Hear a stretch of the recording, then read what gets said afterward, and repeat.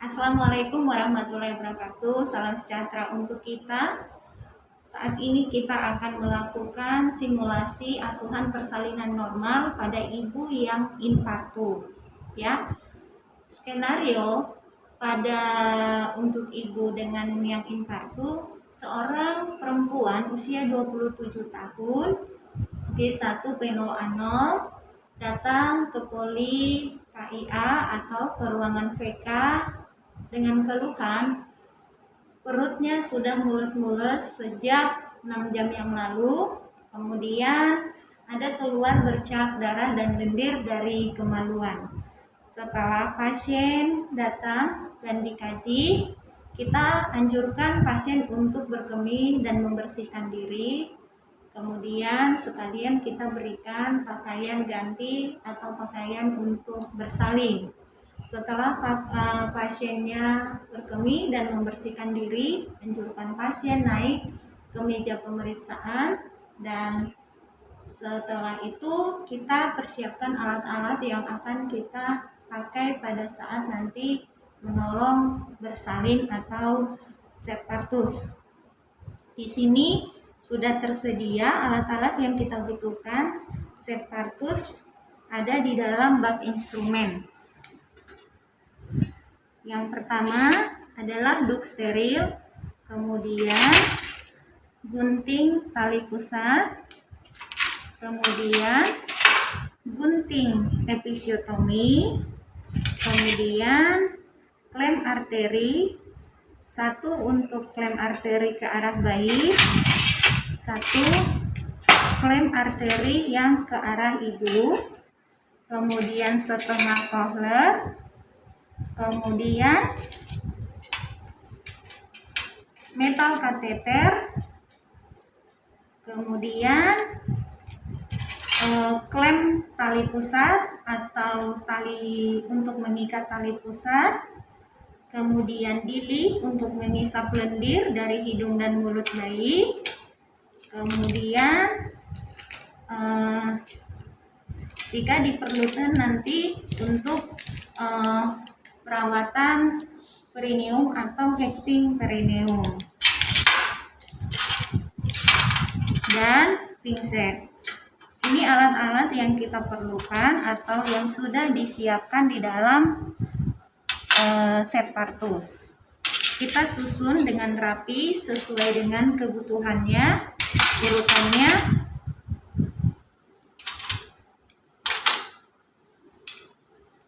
Oke. Kemudian alat-alat yang kita perlukan selain separatus adalah handscoon steril, kemudian handscoon bersih, kemudian duk untuk menutup bayi, kemudian pakaian bayi, kemudian celemek, dan kemudian selimut bayi dan handuk. Untuk pemeriksaan dalam ataupun pemeriksaan Leopold, nanti kita membutuhkan Doppler untuk pemeriksaan Leopold, dan kemudian untuk vulva hygiene ada kapas sublimat, dan kemudian nanti untuk membersihkan bagian janin ada ada kasa steril. Nah, setelah nanti ibu masuk setelah kala 2, nanti kita siapkan injeksi oksitosin. Injeksi oksitosin dibutuhkan 1 ampul oksitosin 10 unit dan squid yang 3 cc. Kemudian ada korentang di tempatnya untuk mengambil nanti alat-alat yang diperlukan, kasa dan kapas sublimat, ya. Nah, jadi itu alat-alat yang kita persiapkan untuk melakukan asuhan persalinan normal. Setelah alat-alat kita persiapkan, alat-alat kita dekatkan ke pasien, ya. Alat-alatnya kita dekatkan ke pasien. Kemudian di awal kita lakukan dulu pemeriksaan dalam untuk mengetahui kemajuan persalinan pasien.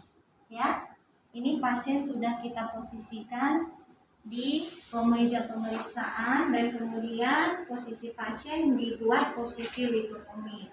Ya, nah untuk mengetahui kemajuan persalinan kita awali dulu dengan melakukan pemeriksaan Leopold. Pemeriksaan Leopold kita awali dengan melakukan pemeriksaan Leopold. Kita lakukan pemeriksaan Leopold 1 sampai dengan pemeriksaan Leopold 4. Ya. Pemeriksaan Leopold 1 bertujuan untuk mengetahui tinggi fundus uteri dan bagian janin apa yang terdapat di fundus. Ya. Kita lakukan pemeriksaan Leopold 1 dengan cara kedua telapak tangan kita tempelkan di sisi kiri dan sisi kanan perut ibu sampai bagian janinnya terkumpul di bagian fundus atas. Ya, kemudian kita raba bagian apa yang teraba di fundus ibu. Ya, sebutkan karakteristiknya. Jika yang teraba ini adalah bulat, lembut, dan agak melenting, itu adalah bokong. Ya, selanjutnya kita lakukan pengukuran tinggi fundus uteri. Ambil medline atau meteran, kemudian bentangkan meteran dari bagian fundus sampai batas simfisis ibu. Kemudian yang ditaruh di bagian atas adalah yang inci. Kemudian bagian sentimeternya nanti kita balikan untuk melihat berapa tinggi fundus uteri ibunya. Ya, seperti ini misalkan tinggi fundus uterinya adalah 33 cm. Ya. Catat.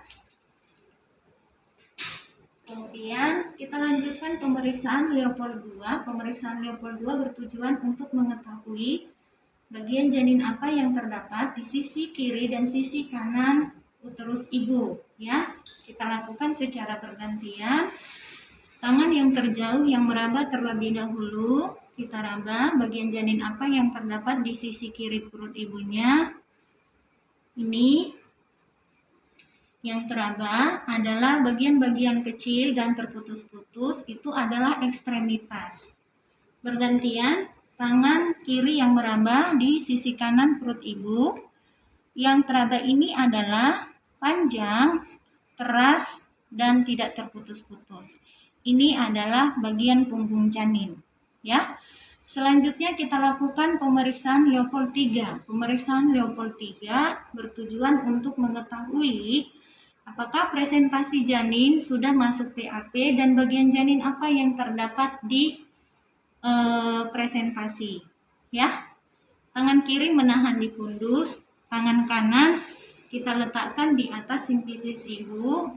Kita letakkan dengan cara mengepit seperti ini, kemudian diraba.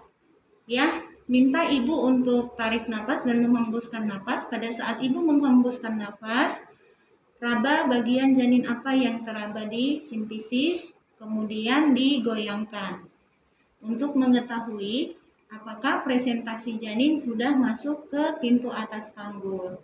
Hasilnya adalah presentasi janin kepala dan presentasi sudah masuk ke pintu atas panggul karena sudah tidak bisa lagi digoyangkan. Ya. Selanjutnya kita lakukan pemeriksaan Leopold 4. Pemeriksaan Leopold 4 untuk mengetahui sudah sejauh mana presentasi janin masuk ke pintu atas panggul. Ya. Kita lakukan pemeriksaan perlimaan, ya. Lakukan pemeriksaan perlimaan, palpasi perlimaan. Berapa jari yang masih bisa menumpang di atas kepala janin atau di atas simfisis. Nih, jika kepala di atas kepala atau di atas simfisis, 5 jari kita masih bisa menumpang, berarti hasilnya adalah 5/5. Tetapi jika semua jari kita ini sudah tidak ada lagi di atas kepala, atau artinya kepala sudah tidak menonjol lagi di atas simfisis, berarti seluruh presentasi janin sudah masuk. Ya. Nah, seperti itu. Kemudian kita catat hasil pemeriksaan dan kemudian beritahukan kepada ibu hasil pemeriksaannya. Selanjutnya kita lakukan pemeriksaan DJJ. Pemeriksaan DJJ, kita cari dulu punktum maksimumnya. Tadi dari hasil pemeriksaan Leopold 2 dan Leopold 3 diketahui punggung janin ada di sebelah kanan dan presentasi kepala. Kepalanya sudah ada di pintu atas panggul. Berarti puntung maksimumnya kita cari di mana letak punggung dan kepalanya. Ya, kita tentukan dulu punggungnya. Kita tarik garis sejajar dari pusar ke arah kanan perut ibu sejajar dengan iliaka. Ya. Nah, turunkan 3 jari ke arah iliaka, tentukan titiknya. Nah, di sini titik punktum maksimumnya, kemudian oleskan gel dan letakkan monaural Dopplernya dan nyalakan Doppler.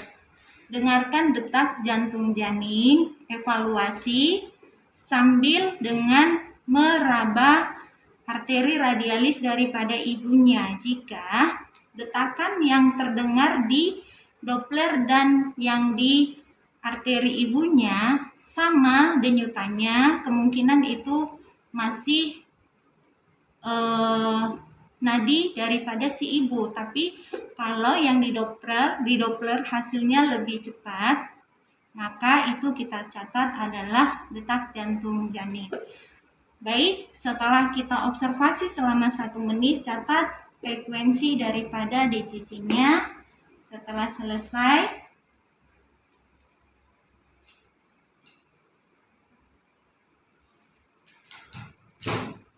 rapikan alat dan rapikan ibu.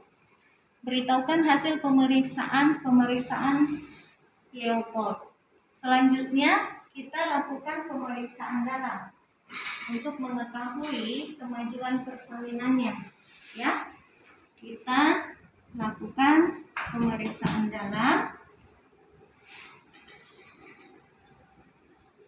pakai handphone bersih.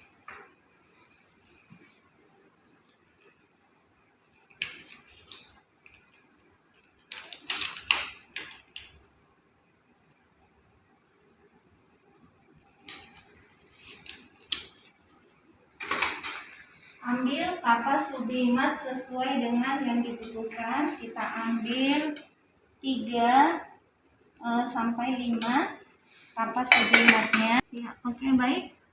Selanjutnya kita observasi kemajuan persalinan berikutnya.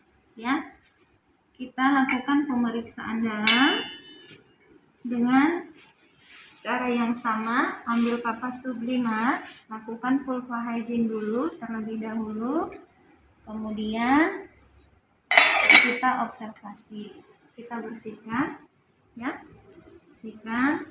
Lakukan dulu labia mayora kiri, labia mayora kanan, kemudian labia minora kiri, labia minora kanan, dan vulva.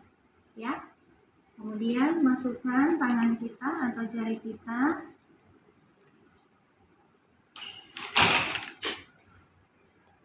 Bacakan hasilnya. Ya, pembukaan lengkap atau pembukaan 10 cm, porsio tidak teraba, kepala ada di hot 4 sejajar dengan hot 1, hot 2, hot 3 dan hot 3. Kemudian presentasi kepala dan teraba ubun-ubun kecil.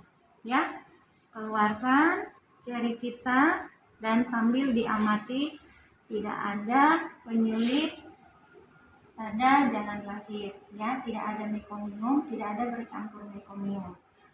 Baik, kemudian setelah pembukaan lengkap, kita siapkan pasien untuk bersalin. Minta pasien untuk mengejan pada saat kontraksi muncul dan istirahat pada saat kontraksi hilang, ya. Pada saat kontraksi tidak ada, boleh pasien minum ataupun untuk menyenangkan diri. Dan pada saat kontraksi muncul, minta pasien tarik nafas seiring dengan kontraksinya dan menghembuskan napas dari mulut pada saat kontraksi muncul, ya. Kemudian kalau didampingi oleh keluarga atau suami, minta keluarga dan suami untuk mendampingi mengatur posisi bersalin, kita atur dalam posisi litotomi, dan juga nanti untuk mensupport atau memotivasi pasien untuk mengejar, ya. Baik, kita perhatikan terlebih dahulu. Kemudian jika ada asisten, minta asisten nanti untuk membantu. Handstone kita celupkan lagi ke larutan klorin, kemudian dibuang bagian dalamnya, bagian luarnya ke dalam, ya. Setelah itu kita persiapkan pasien untuk infartu. Baik, kita awali dengan menggunakan handstone steril, ya. Pakai handstone steril.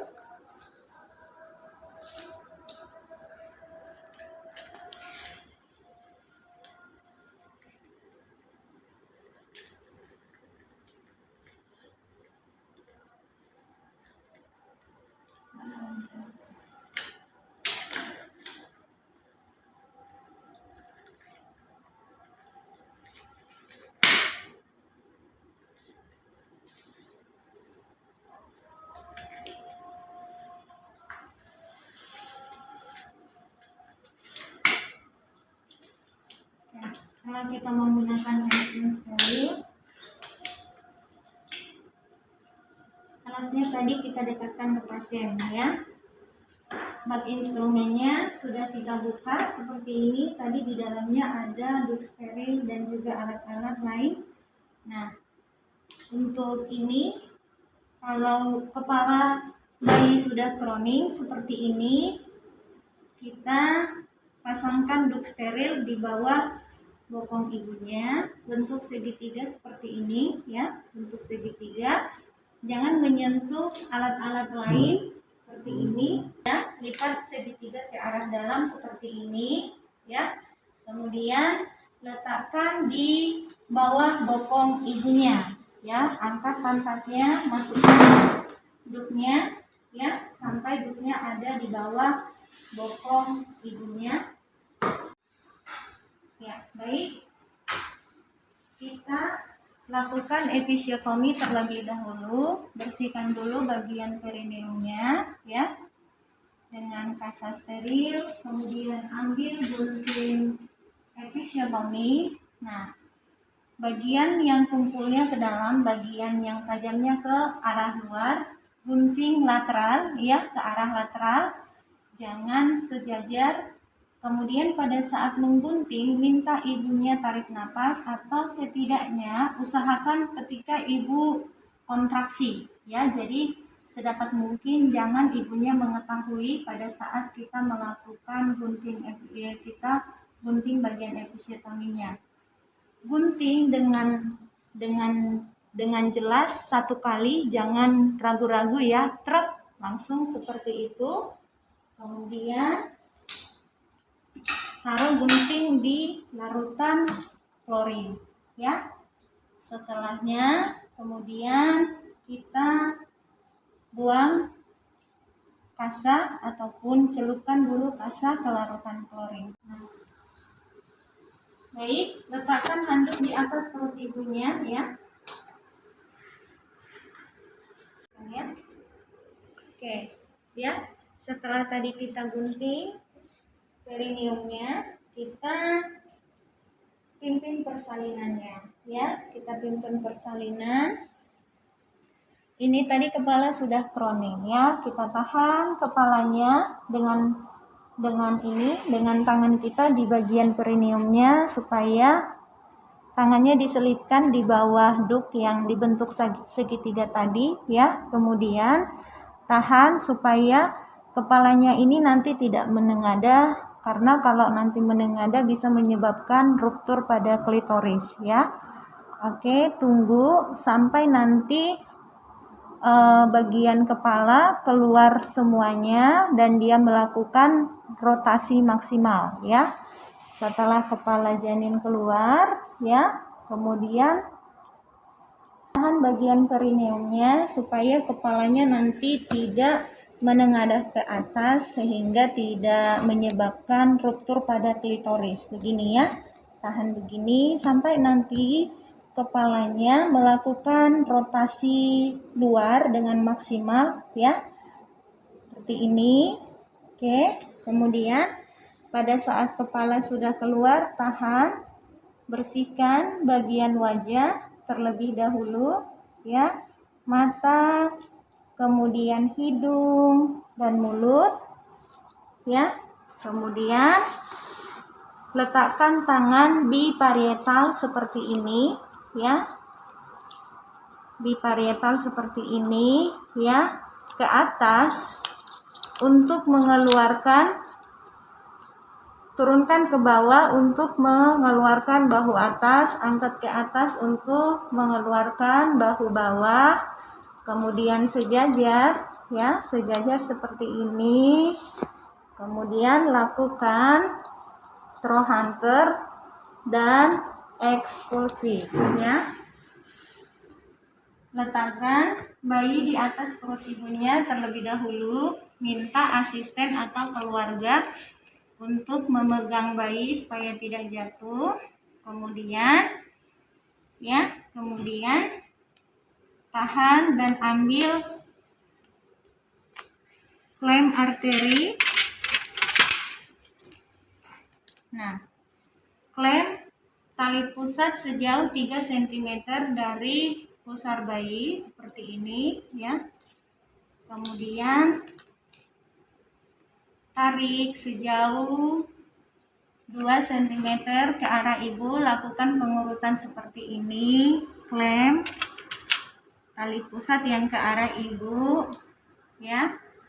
Ya, tadi kita klem dulu yang ke arah ibu, kita lakukan pengurutan tali pusat ke arah ini, ke arah dalam.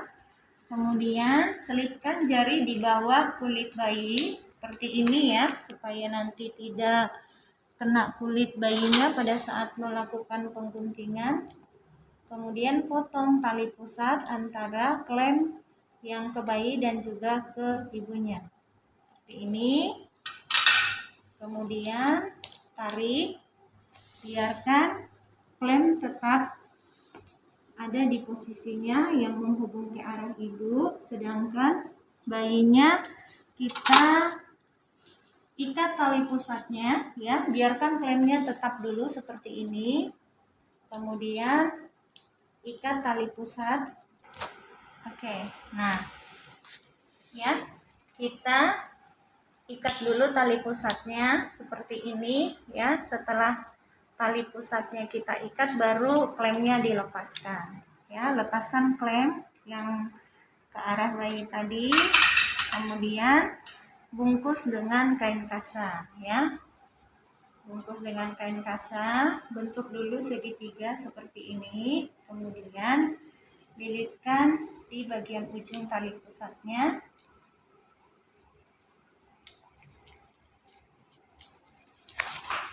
Kemudian rapikan, dilipat ke arah dalam ini. Oke, setelah tali pusatnya kita bungkus, kemudian bersihkan dulu bagian hidung janin dan mulutnya dengan menggunakan bili ya.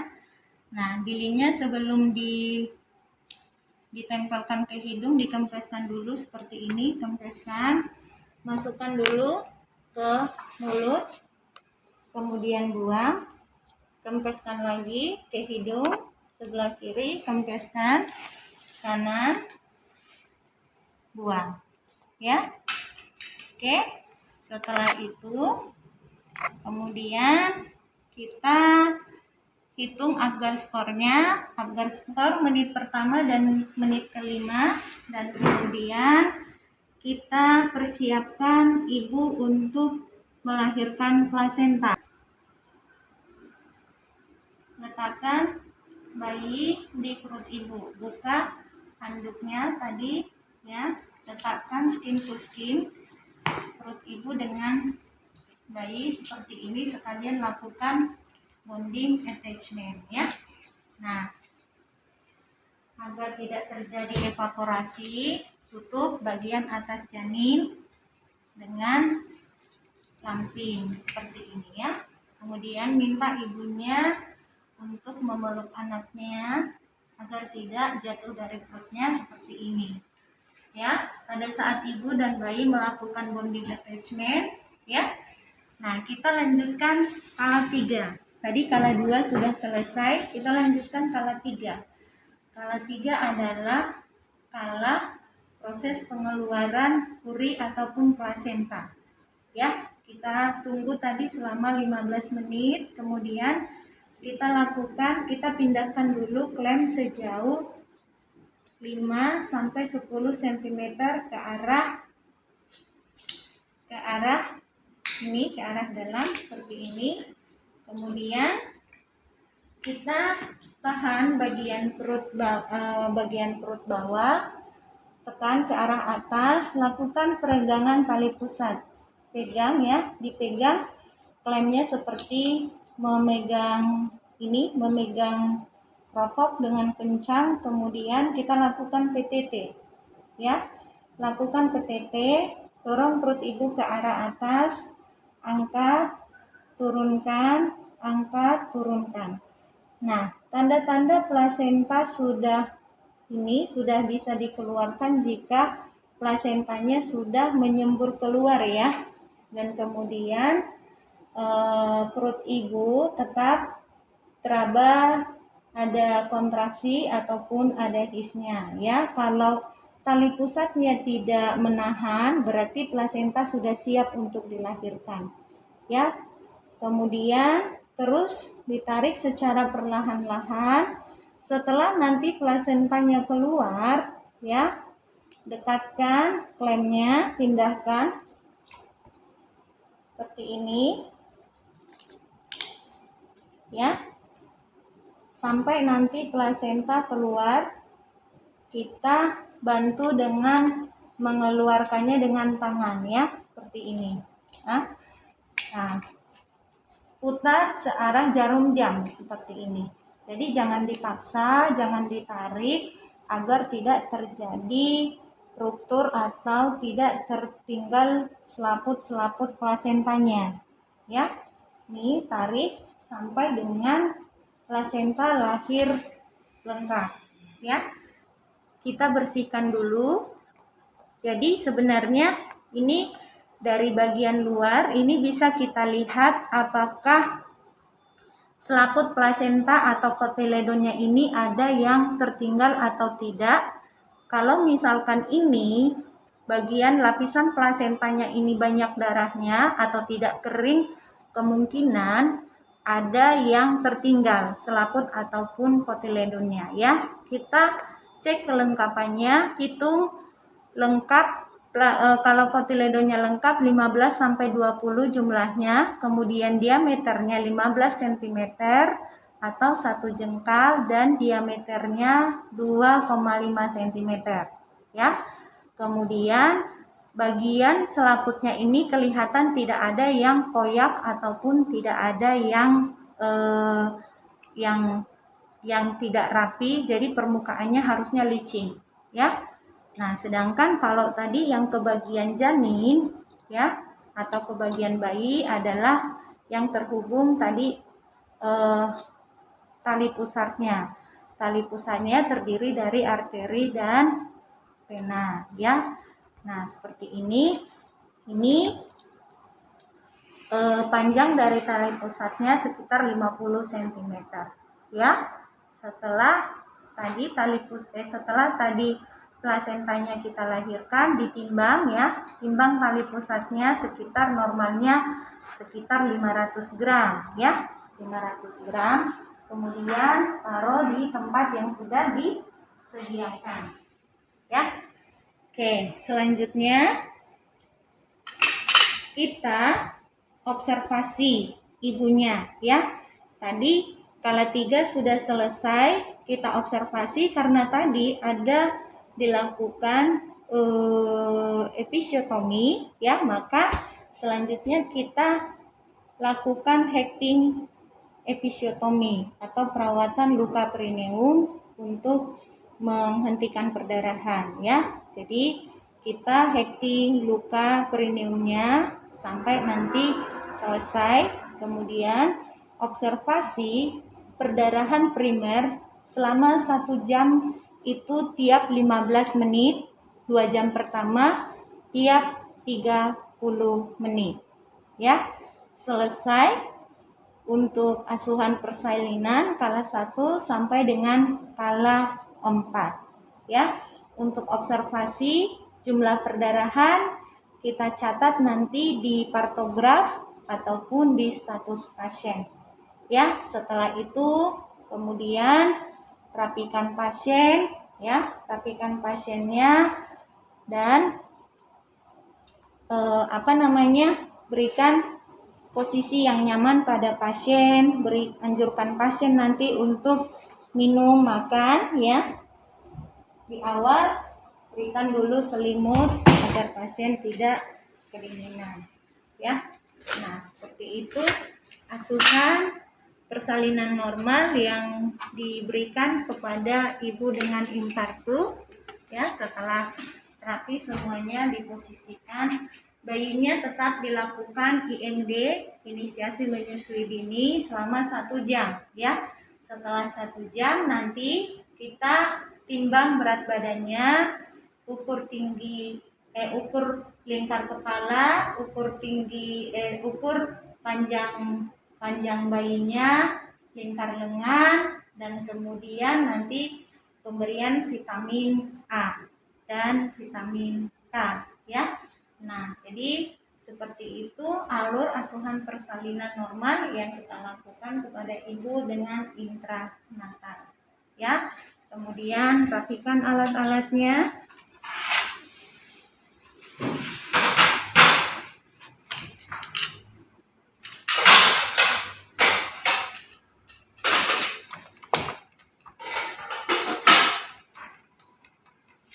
Handscoon bekas tadi kita pakai dicelupkan dulu ke larutan klorin, kemudian bagian dalamnya, yang bagian luar ke dalam, kemudian kita buang ke tempat sampah ya. Kemudian kita rapikan, kalau alat-alat yang harus disterilkan, kemudian alat-alat sekali pakai dibuang ya. Buka celemek dan masuk ke fase terminasi ya. Fase terminasi, validasi pasiennya bagaimana perasaannya, dan selanjutnya nanti tinggal kita mengobservasi jumlah perdarahan primer ya. Nah, baik, seperti itu asuhan persalinan yang bisa kita simulasikan.